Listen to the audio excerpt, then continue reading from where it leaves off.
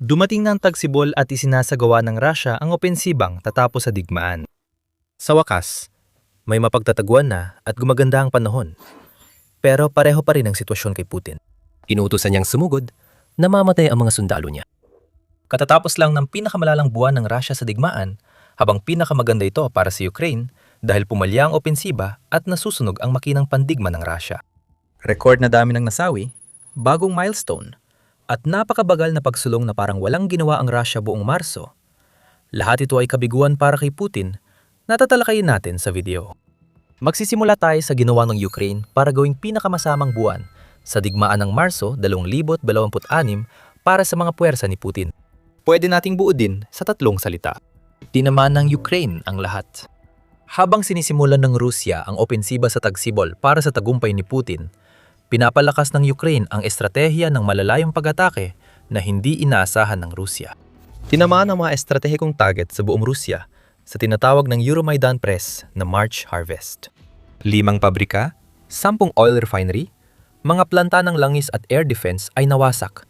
At ayon sa Ministry of Defense ng Ukraine, ang Marso 2026 ang isa sa pinakamalalaking buwan sa dami ng estratehikong target na tinamaan ng Ukraine sa Rusya. Simulan natin sa mga pabrika. 5 pangunahing pabrika ng Rusya ang tinamaang niyang buwan. Una ang pabrikang Kremnil sa hangganang rehiyon ng Bryansk.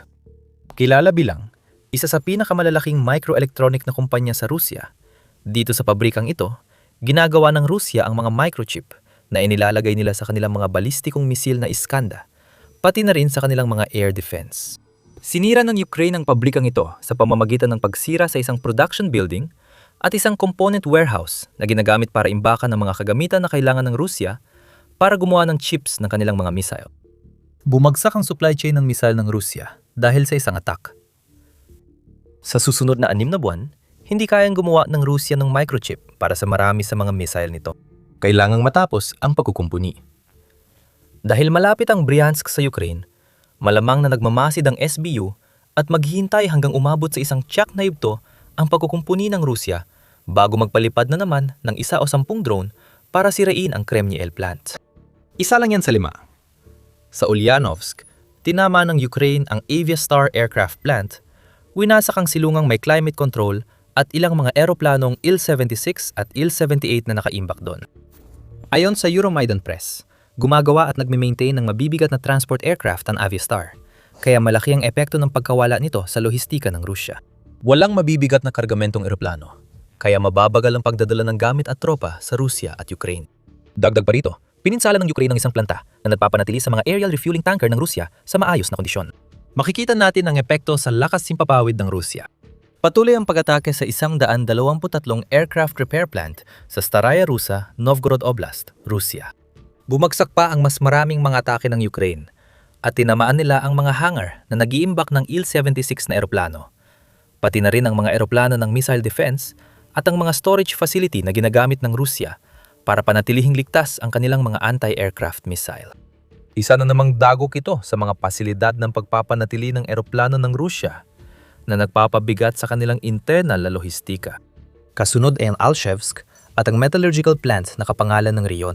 Nagresulta ang pag-atake ng Ukraine sa isang malaking sunog sa pasilidad na gumagawa ng mga bala ng artilyera at kasali sa paggawa ng nakabaluting bakal na ginagamit sa maraming kagamitang militar na kailangan ng sandatahang lakas ng Rusya. Paalam na sa mekanisadong pag-atake. Sa huli, nandoon ang Sevastopol na tinamaan ng Ukraine ang granite. Bakit mahalaga yon? Ang granite lang ang sentro ng inobasyon sa Crimea na kayang mag-ayos ng mga S-400 na air defense system ayon sa Ministry of Defense ng Ukraine. Alam mo na siguro ang ibig sabihin nito. Marami pang pag-atake sa Crimea ang darating at hindi ito mapipigilan ng Rusya habang humihina ang kanilang network ng S-400. Masama ito para sa Rusya at nagsisimula pa lang tayo. Agad tumugon ng Kremlin sa pag-atake ng Ukraine sa paglipat ng mga pasilidad nila sa pinakamalayang lugar. Ganyan ang nangyayari sa Roscosmos Facility na dati sa Khimki, Moscow region. Inililipat ito sa Omsk na nasa Siberia at sa rehiyon ng Perm sa Ural Mountains. Sabi ng Roscosmos, layunin ng paglipat ng mapataas ang kanilang kahusayan. May punto naman yon. Alam naman nating lahat na nakakamit ang kahusayan kapag inilalayo mo ang iyong mga planta ng produksyon mula sa mga lugar kung saan sila pinakakailangan. Kalokohan lang yan. Inililipat ng Roscosmos ang planta palayo sa Moscow dahil nakita nila ang nangyari noong Marso at alam nilang kayang abutin ng drone ng Ukraine ang lugar. Hindi ito para sa kausayan. Umiwas lang sila sa problema. Masisisi mo ba ang Roscosmos?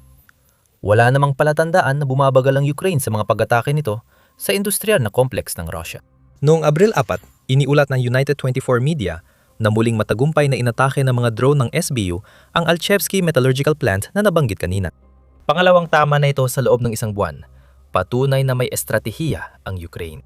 Lahat ng tinamaan na ng Ukraine, minsan ay malamang tatamaan ulit. Ang ginagagawa ng Ukraine sa sektor ng langis ng Russia nitong Marso, ang patunay kung gaano kaepektibo ang estratehiyang iyon. Nasusunog ang mga pantalan at refinerya. Tinamaan ng drone ng Ukraine ang mga refinerya sa Afipsky at Albashineft. Pareho silang gumagawa ng diesel at nagdadala nito sa katimugang pangkat militar ng Russia sa Ukraine. Sa Novorossiysk, tinamaan ng Ukraine ang Shishkaris Oil Terminal at inatake ang Port Kavkaz. Ang mga yon ay mga sentro na inaasahan ng Russia para maghatid ng langis sa pamamagitan ng Black Sea sa kanilang mga kliyente, pati na rin para maggala ng gasolina sa mga barkong pandigma ng Black Sea Fleet. Sa Saratov, may isa pang refinery na tinamaan at ganun din ang nangyari sa Kharkiv at Yaroslavl. Nakikita natin na unti-unting nauubos ang yaman ng Russia na gumagawa ng aviation fuel at iba pang produktong nagpapatatag sa sektor ng gasolina nito. Nagkaroon ng mga pangunahing pag-atake sa Primorsk at Ust-Luga. Pareho silang daungan na mahalaga sa Russia para tuloy-tuloy ang pag-export ng langis sa Baltic Sea at sa mga customer nito sa buong mundo. Pareho ring paulit-ulit na tinamaan ng Ukraine noong huling bahagi ng Marso. Tandaan ng estratehiya. Tirahin minsan. Ipaalam kay Putin na abot ng drone. Bago makarespond ang Russia, ulitin ang pagtira hanggang mawala ito. Ang Ust-Luga ay tinamaan ng 5 beses noong Marso. Naitala ang mga pag-atake noong Marso 22, 25, 27, 29 at 31. Ayon sa Reuters, ilang beses tinamaan ng Ukraine ang Primorsk Oil Terminal, kaya tuluyan nang nawala ang hindi bababa sa 40% ng mga pasilidad nito sa pag-iimbak ng langis. Sa Ust-Luga, 7 araw matapos ang unang pag-atake ng Ukraine, patuloy pa rin nasusunog ang terminal ayon sa mga larawang ibinahagi sa X ng Special Kherson Cat open source intelligence account. Walang paraan para sabihing maliit ang pag-atake o kaunting pinsala lang ang dulot ng drone debris ng Ukraine. Mahalagang daungan ng Russia ay naging mausok at naglalagablab na impyerno. At habang sinusubukang labanan ng apoy, lalo lang itong dumalala sa bawat atake ng Ukraine. Dito na nagiging talagang seryoso ang sitwasyon para sa Russia. Ayon sa ulat noong Marso 25 ng Kyiv Independent, itinuturing na makasaysayan pagbagsak ang malakas na pagbaba ng export ng langis ng Russia. Tandaan, marami pang Ukrainian drone ang darating, lalo na sa Ust-Luga. Dahil sa mga pag-atake sa Primorsk, Ust-Luga at Ubantopo, napatigil ng Ukraine ang halos 40% ng kapasidad ng pag-export ng Russia. Pinipigilan nito ang Russia na ibenta ang langis nila, habang ang digmaan sa Iran ay nagtulak ng presyo ng langis sa mahigit $100 kada bariles. Dapat malaki ang kita ng Russia ngayon, pero imbes, hinaharap nilang malalaking sunog sa mga pantalan na dapat sanay lifeline ng kanilang likidong ginto. Iniulat ng Moscow Times noong Marso 30 na may kakulangan na sa produksyon ng fuel ang Russia dahil sa issue sa refinery. Matalinong pinagsama ng Ukraine ang pagsira sa hindi bababa sa 40% ng export capacity ng Russia sa pag-atake sa mga pasilidad na gumagawa ng fuel na sinusubukan ng Russia na ibenta o ipadala sa mga tropa nito. Dito nagiging matalino ang galaw. Ang pag-atake ng Ukraine sa Primorsk at Ust-Luga ay pumipigil sa Russia na magpadala ng langis. May domino effect ito sa mga naapektuhang refinery. Kahit makagawa sila ng produkto, wala namang mapaglalagyan ng mga produkto ng Russia. Kailangang itago ang produkto sa refinery habang may bara. Pero limitado ang imbakan, kaya maari magsara ang refinery at maghintay na luminaw ang sitwasyon. Isang hindi direktang pagsasara, kasabay ng kaguluhan mula sa drone attacks. Kung patuloy tamaan ng Ukraine ang oil terminal sa Novorossiysk, Primorsk at Ust-Luga, magkakaroon ng Russia ng sobrang gasolina at langis na walang mapupuntahan. O bago tayo tumuloy sa wasak na depensa sa impapawid ng Russia, may isa pa akong sasabihin. Noong Abril 1, iniulat ang Kyiv Post na bumagsak ng 73% ang netong kita ng Rosneft, isang higanteng kumpanya ng langis sa Russia, noong 2025. Dahil sa mataas na buwis sa kita, mataas na interest rates, at mga one-off na salik. Sa madaling sabi, sinisira ng mga parusa at drone ang kanilang operasyon. Kumita lang ang kumpanya ng $3.6 bilyong noong nakaraang taon. Oo, mukhang malaking halaga ito. Pero ang numerong ito na kumakatawan sa 70, 3% na pagbagsak ay masama para sa Rosneft, na ibig sabihin ay masama rin para sa Russia. Mas kaunting langis na naibebenta ay nangangahulugan ng mas kaunting kita na maaring buwisan ng Kremlin. Ngayon, habang nasusunog ang mga terminal at refinery, si Rosneft ay haharap sa matinding bantang dala ng 2026 na malapit nang tumama sa kanya.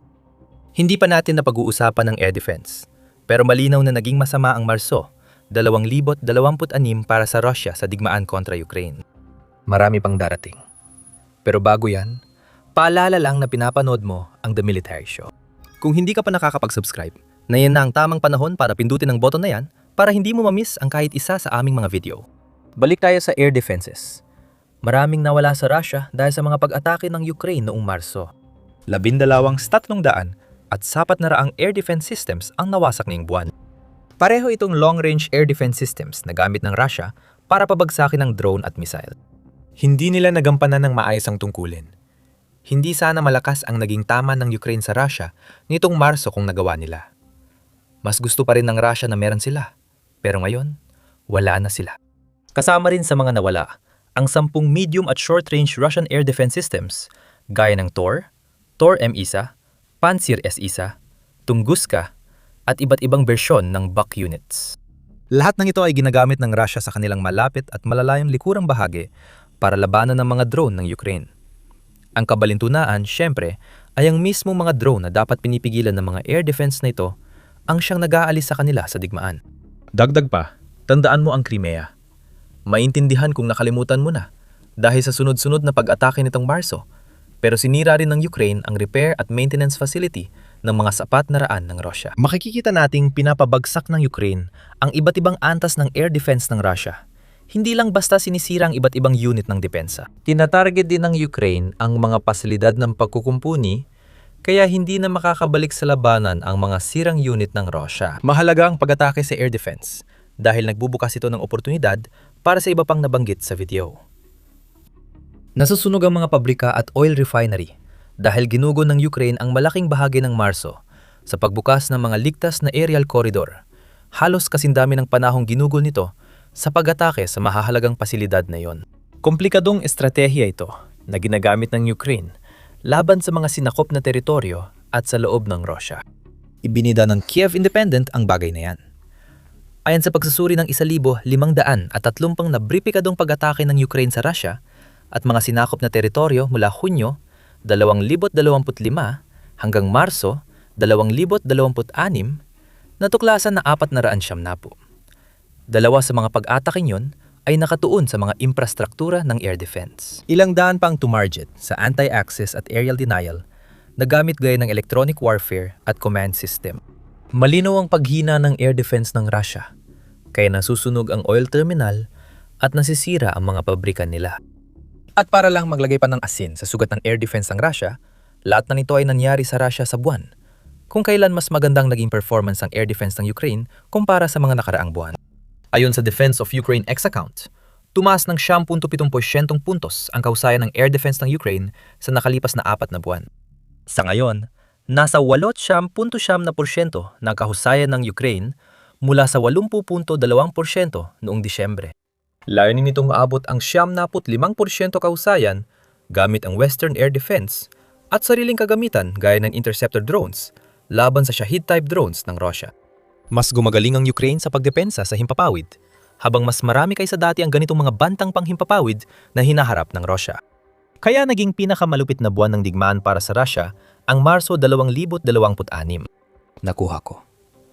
Marami pang dapat talakayin dahil pinalala ng kapalpakan sa simula ng opensiba ngayong tagsibol at tag-init ang problema ng Russia sa himpapawid na dapat sana'y magbibigay sa kanila ng kontrol sa Donbas at malaking bahagi ng katimugang Ukraine. Umaasa si Putin na makakahanap ng kaaliwan sa tagumpay sa Ukraine kahit nasusunog ang mga pabrika, infrastruktura ng lanis at depensa sa himpapawid. Nagkamali si Putin. Pagbaba natin sa lupa, Makikita na noong Marso 2026 ito ang unang buwan sa loob ng 2.5 taon na walang netong tagumpay ang Russia sa Ukraine. Ayon sa The Independent, nabawi ng Ukraine sa parehong buwan ang 9 na kilometro kwadrado o humigit kumulang 3.47 milyang kwadrado ng sarili nitong teritoryo. Ang opensiba ng Russia sa lupa ay naapektuhan ng mga problema sa komunikasyon dahil sa pagkawala ni Stalin at kampanya ni Putin laban sa Telegram app. Ang ipinapakita nito ay ang Spring Offensive, na kung saan mas maraming pag-atake ang inilunsad ng Russia laban sa depensa ng Ukraine noong Marso kaysa sa anumang ibang panahon ng 2026 ay nagsimula sa hindi magandang paraan. Kalilimutan na natin yon. Ito ay katumbas ng isang Olympic sprinter na narinig ang starting gun at tumakbo pa atras bago tuluyang madapa ng diretso sa mukha niya. Kung nagmamasid si Putin, baka nakita na niya itong paparating. Matagal nang gumabagal ang mga pagsulong ng Russia sa Ukraine, gaya ng itinuro ng Institute for the Study of War sa kanilang pagtatasa noong Marso 31 tungkol sa pananakop ng Russia sa Ukraine. Ayan dito, sa pagitan ng Oktubre 2025 at Marso 26, nakuha lang ng Russia ang 1,900, 29.6 na kilometro kwadrado o humigit, kumulang 745.06 na milya kwadrado.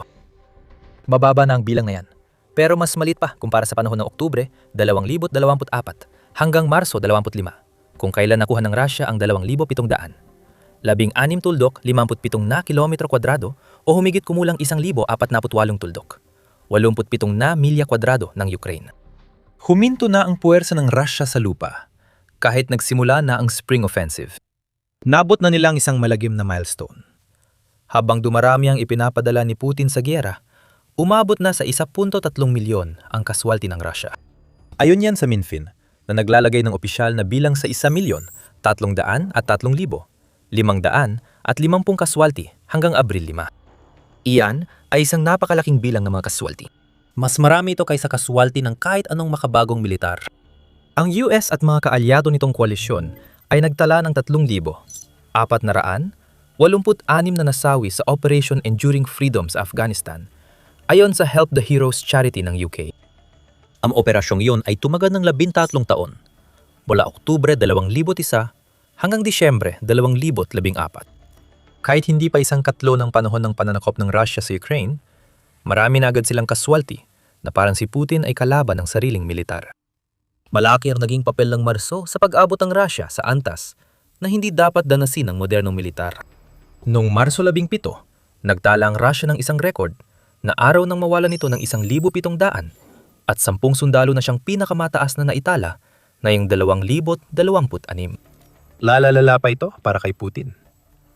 Sa kasagsagan ng bagong opensiba ng Russia, halos tiyak na makakakita tayo ng ilang araw na mahigit 2,000 sundalo ng Russia ang mawawala sa loob ng 24 na oras.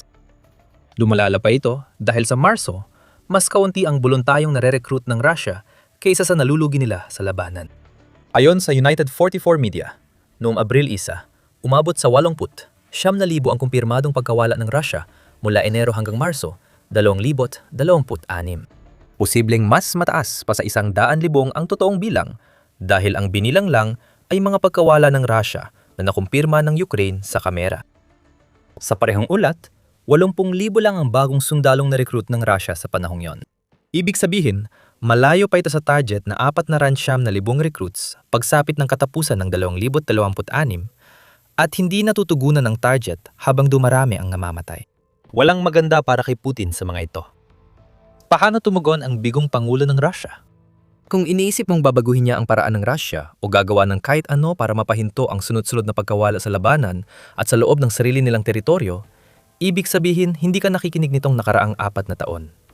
Wala nang bagong ideya si Putin. Pero ang meron lang sila at mga kasabwat niya sa Kremlin ay banta. Nakakatawa. Nakita ng Russia ang kaguluhan noong Marso 2026 at nagpasya na tamang panahon na para sabihan ng Ukraine na isuko ang Donbas. Noong Marso 31, iniulat ni Pangulong Volodymyr Zelensky na sinabi ng Russia na dapat umatras ang puwersa ng Ukraine mula sa Donbas sa loob ng 2 buwan. Iginit ni Dmitry Peskov, tagapagsalita ni Putin, na dapat magdesisyon si Zelensky ngayon din para sa kapakanan ng mga sundalong Ukrainian at mailigtas sila sa lagim na idudulot ng Russia. Pareho kaya ng digma ang pinapanood ng lahat ang pinapanood ni Putin? Noong Marso 2026 naranasan ng Russia ang pinakamasamang buwan sa digmaan at nagpasya itong maglatag ng mga kahilingan sa Ukraine. Umatras mula sa Donbas at ipinapangako ng Russia na titigil na itong mawalan ng napakaraming tropa at mga depensang panghimpapawid at magiging mapagbigay pa raw ito para payagan ng Ukraine na tigilan ng pag-atake sa kanilang mga pasilidad ng langis at mga pabrika. Nakakatawang kahilingan ito na nagpapakita kung gaano ka-disconnected ang Kremlin sa totoong nangyayari sa labanan at sa sarili nilang teritoryo. Ito ay desperasyon ng Russia. Kung indikasyon ng Marso 2026, walang pag-atras, kundi mas matinding opensiba laban sa Russia mula sa militar ng Ukraine na malinaw na muling lumalakas. Maaring tapos na ang impyernong Marso, pero mas malala pa ang darating para sa Rusya. Bumagsak na ang kwento ni Putin tungkol sa malakas na puwersang magpapabagsak sa Ukraine. Ayon sa mga eksperto, tinatapos na ng Ukraine ang digmaan habang papasok tayo sa isang mahalagang yugto na hindi pabor kay Putin. Alamin pa ang iba pang detalye sa aming video at huwag kalimutang mag-subscribe sa The Military Show para sa mas marami pang balita tungkol sa pinakabagong kaganapan sa pagtatanggol ng Ukraine sa kanilang teritoryo laban sa agresyon ng Russia. At maraming salamat, gaya ng dati, sa inyong panonood.